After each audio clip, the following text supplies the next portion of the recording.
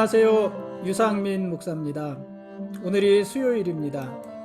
수요 예배가 있는 날입니다. 언제부턴지 모르지만 한국 교회는 수요일 밤마다 모여서 예배를 드렸습니다. 요즘에는 수요일 오전에 예배를 드리는 교회도 많이 있고 오전과 밤에 다 예배를 드리는 교회도 많이 있지만 전통적으로 수요일 밤마다 모든 교회들이 예배를 드렸습니다. 물론 우리 교회도 매주 수요일마다 예배를 드리고 있습니다. 저는요, 수요 예배를 생각하면 고마운 분들이 참 많이 있습니다. 모든 교회가 그렇겠지만 우리 교회에도 수요 예배에 한 번도 빠지지 않고 나오시는 분들이 있습니다. 지금은 온라인으로 모이고 있지만 오프라인으로 모일 때에도 한 번도 예배에 빠지지 않으시는 분들이 있습니다. 이분들은 비가 오나 눈이 오나 예배에 나옵니다. 몸이 아파도 예배에 나오고요. 직장에 갔다가도 퇴근길에 교회로 오십니다. 집과 교회가 가까운 것도 아닙니다. 수요 예배에 빠지지 않고 나오시는 분들은 대부분 한두 번씩 버스를 갈아타고 오시는 분들입니다. 그 중에 어떤 분은요, 손주를 업고 안고 걸려서 오시는 분도 있었습니다. 자동차를 끌고 운전해서 퇴근길 꽉 막히는 올림픽대로를 달려서 오시는 분도 있었습니다. 어떤 분은요, 교회에서 예배 드리는 시간보다 교회 오고 가며 길에서 보내는 시간이 훨씬 더 많은 분도 있었습니다. 퇴근하고 교회로 바로 오시는 분들은 저녁 식사도 하지 못한 채 예배를 드려야만 합니다. 한 번은요, 수요 예배에 갔는데 키가 아주 작은 권사님 한 분이 먼저 와 계셨습니다. 제일 먼저 오셨습니다. 지금은 우리 교회 문을 항상 열어두지만 당시에는 교회가 상가에 있었고 또 그곳이 시장가였기 때문에 교회 문을 잠가둘 때였습니다. 키가 아주 작은 권사님이 그때 수요 예배에 오셨는데 마침 제가 교회에 없었고 교회 문은 잠겨 있었습니다. 문의 잠금 장치는요, 문 제일 위쪽에 있었습니다. 이 권사님이 교회 문을 열려고 하는데 키가 닿지를 않았습니다. 주변에 있는 이런저런 것들 바닥에 쌓아두고 올라가서 문을 열려고 하는데 그래도 키가 닿지를 않았습니다. 그래도 이 권사님이 교회 문을 열려고 애를 쓰고 계셨는데 그 모습이 마치 문에 매달려 있는 것 같았습니다. 권사님보다 조금 늦게 제가 교회에 도착했는데 권사님이 그러고 계신 것입니다. 그 모습을 보니 우습기도 하고 또 죄송하기도 하고 그랬던 기억이 납니다. 그렇게 교회 문을 열려고 애를 쓰시던 권사님은 몇 년 전에 돌아가셨는데 저는 지금도 가끔 그때 권사님의 모습, 문에 매달려 계시던 그 모습이 생각이 납니다. 이미 예배가 시작되고 설교를 할 때쯤이 되어서야 작업복 차림으로 교회에 들어서시던 부부의 모습도 아주 인상적이었습니다. 그 부부의 모습이 제게는 만종이었습니다. 아주 추운 겨울 어느 날 머리부터 온몸에 눈이 하얗게 쌓인 채로 교회에 들어서던 교우의 모습도 기억이 납니다. 이분들이요 모두 저에게는 아주 고마운 분들입니다. 요즘 우리 교회는 온라인으로 수요 예배를 드리고 있습니다. 온라인으로 예배를 드리나 오프라인으로 예배를 드리나 수요 예배에 나오는 분들은 비슷비슷합니다. 그분들이 그분들입니다. 한 가지 다른 점이 있다면요, 예전에는 그렇게 팔팔하게 뛰어다니던 분들이 지금은 걷는 것조차도 힘들어 하신다는 사실 정도입니다. 근데 그래서 1년 이상 계속 해오는 이 온라인 수요 예배를 오프라인으로 전환하기가 쉽지가 않습니다. 오프라인으로 예배를 드려도 이분들이 예전처럼 그렇게 열심히 교회에 나오실 수 있을까, 이런 염려가 되기 때문입니다. 아무튼요, 오늘 수요 예배를 드리면서 고마우신 분들이 많이 생각이 났습니다. 오늘 오프닝이 조금 길었는데요, 오늘 말씀 보시겠습니다. 오늘 읽을 말씀은 느헤미야 11장부터 13장, 마지막 13장까지 말씀입니다.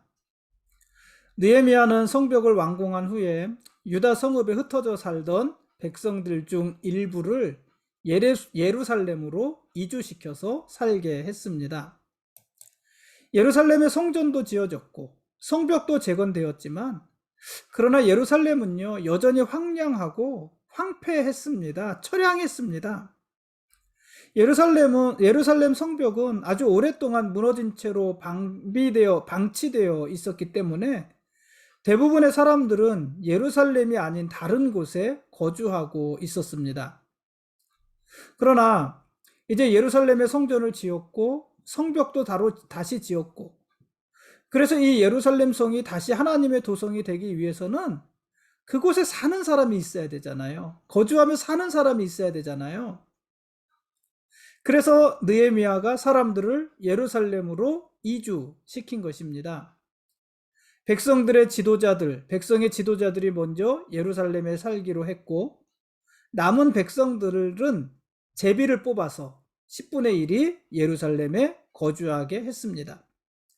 물론 예루살렘에 거주하기를 자원하는 사람들도 있었고요. 이스라엘의 모든 백성들은 그렇게 예루살렘에 거주하는 자를 위해서 복을 빌었습니다. 왜 복을 빌었을까요? 그만큼 예루살렘에서 사는 일은 희생을 각오하는 일이었던 것입니다. 오늘 읽을 느헤미야 11장과 12장에서는 그렇게 예루살렘에 살기로 한 사람들 그리고 예루살렘으로 귀환한 제사장과 레위 사람들의 명단을 기록하고 있습니다. 느헤미야는 예루살렘 성벽을 재건한 후에 그 성벽을 하나님께 봉헌했습니다. 하나님은요 성전뿐 아니라 성벽의 주인이기도 하시기 때문입니다.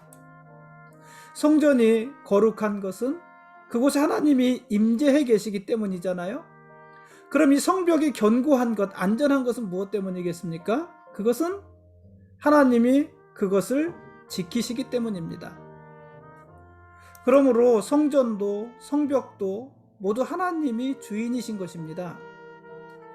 그래서 느헤미야는 성벽 재건 공사를 마친 후에 자기들끼리 자축한 것이 아니라 그것을 하나님께 봉헌한 것입니다. 하나님의 것이니 하나님께 드린 것입니다. 느헤미야는 성전 봉헌을 위해서 백성들을 정결하게 했습니다. 그리고 유다의 지도자들이 찬양대를 앞세워서 성벽에 올라갔습니다. 그리고 성벽의 양방향으로 행진을 했습니다. 네, 여러분 기억나십니까? 느헤미야가 예루살렘 성벽을 재건하기 시작했을 때 산발랏과 도비야 같은 사람들은 이스라엘이 재건하는 성벽은 여우가 올라가도 무너질 것이다. 이렇게 비웃고 조롱했었잖아요. 여우가 올라가도 무너질 것이라는 그 성벽 위를 지금 유다의 모든 백성들이 그 위를 행진하고 있는 것입니다. 그 모습이 마치 산발락과 도비야를 비웃는 것 같지 않습니까? 어쨌든요, 성전도 다시 짓고 성벽도 재건되었지만 그러나 이스라엘 백성들은요 여전히 죄를 지었습니다. 이스라엘 백성들은 모압과 암몬을 비롯한 이방 사람들과 섞여 살면서 그들의 우상을 섬겼고요. 하나님께서 강력하게 금지하신 이방인과의 통혼으로 이스라엘의 정체성을 아주 급격하게 잃어갔습니다. 심지어 유다의 자손들 중에는요 히브리 말을 할 수 없는 자들이 있을 정도였습니다. 자기 나라 말을 하지 못하는 자들, 그런 자손들까지 있었습니다. 성벽을 쌓던 일을 방해하던 도비야를 위해서 거룩한 하나님의 성전 안에 큰 방을 꾸미기도 했고요. 하나님의 성전에서 봉사하는 레위인들이 받을 몫을 주지 않기도 했습니다. 안식일에도 물건을 사고 파는 자들이 있었고 이방인들과의 통혼도 계속되었습니다. 이방인들과 통혼하면서 이스라엘은 이방인들에게 급격하게 흡수가 되어 갔습니다. 70여 년 만에 예루살렘으로 돌아와서 성전도 짓고 성벽도 다시 세웠지만 이스라엘은 아직도 죄로부터 떠나지 못하고 있는 것입니다. 그래서 느헤미야는 이스라엘의 이런 모든 죄악된 일들을 금지시키고 그리고 하나님께 끊임없이 그 문제를 놓고 기도했습니다. 여러분, 성전도 짓고 성벽도 세웠지만 그것으로 이스라엘이 거룩해지는 것은 아닙니다. 이스라엘의 거룩함은 백성들 한 사람 한 사람이 그들의 삶으로 이루어야 하는 것입니다. 하나님을 가까이 하고 죄를 멀리하는 삶이 이스라엘 공동체의 거룩을 이루는 것이고, 그것이 하나님 나라 백성으로서의 마땅한 모습인 것입니다. 지금까지 느헤미야서 11장부터 13장까지 말씀에 대한 길라잡이였습니다. 내일 읽을 말씀은요, 말라기서 1장부터 3장까지 말씀입니다.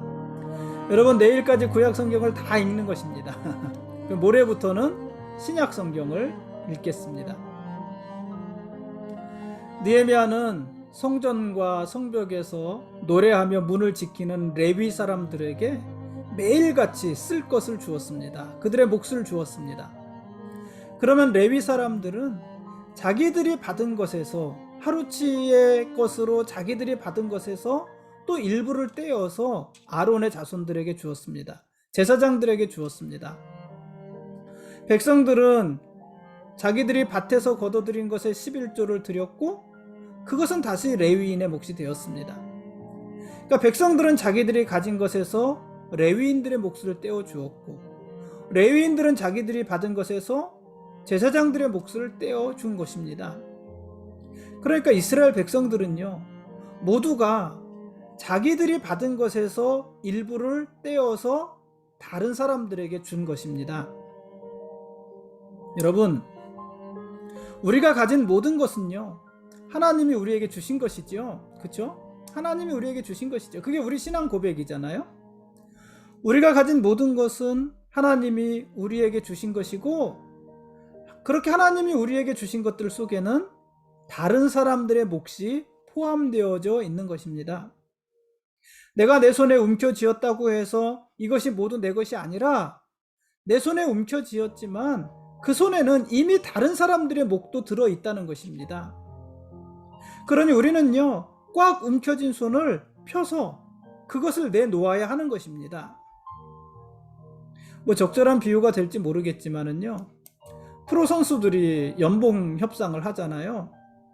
프로 선수들이 연봉 협상을 할 때에 정말 잘하는 선수들에게는 구단에서 연봉에 세금을 더하여 주는 경우가 있습니다. 그러니까 세금을 구단이 대신 내주는 것입니다. 예를 들어서 어떤 선수가 1억 3천만 원의 연봉 계약을 했다면은 그 중에 실질적인 연봉은 1억이고 3천만 원은 세금이라는 것이에요. 그러니까 1억 3천만 원이 연봉이 아니라 내가 당신이랑 1억의 연봉 협상을 할 텐데 1억의 연봉 협상을 하고 당신이 거기서 내야 될 당신의 세금을 우리가 더해서 주겠습니다. 이렇게 협상을 하는 것입니다. 그래서 1억 3천을 받았지만 그 중에서 1억이 나의 연봉이고 3천은 세금으로 내놓아야 하는 것입니다. 그러니 그 3천은 내 것이 아닌 것입니다. 자기 것이 아닌 것입니다. 여러분, 하나님이 우리 손에 쥐어주신 것도 그렇습니다. 만일 하나님께서 우리에게 10개를 주셨다면 그 10개가 모두 내 것이 아니라는 것입니다. 하나님이 우리에게 주신 10개 속에는 이미 다른 사람에게 주어야 될 것, 그것이 포함되어져 있는 것입니다. 그럼에도 불구하고요, 내가 내 손을 꼭 움켜쥐고 다른 사람에게 주어야 될 것을 내놓지 않는다면 어떻게 되겠습니까? 내가 움켜쥔 그것이 손에서 썩어서요, 냄새가 날 것이고 결국 내 손도 썩고 나도 썩고 그렇게 될 것입니다.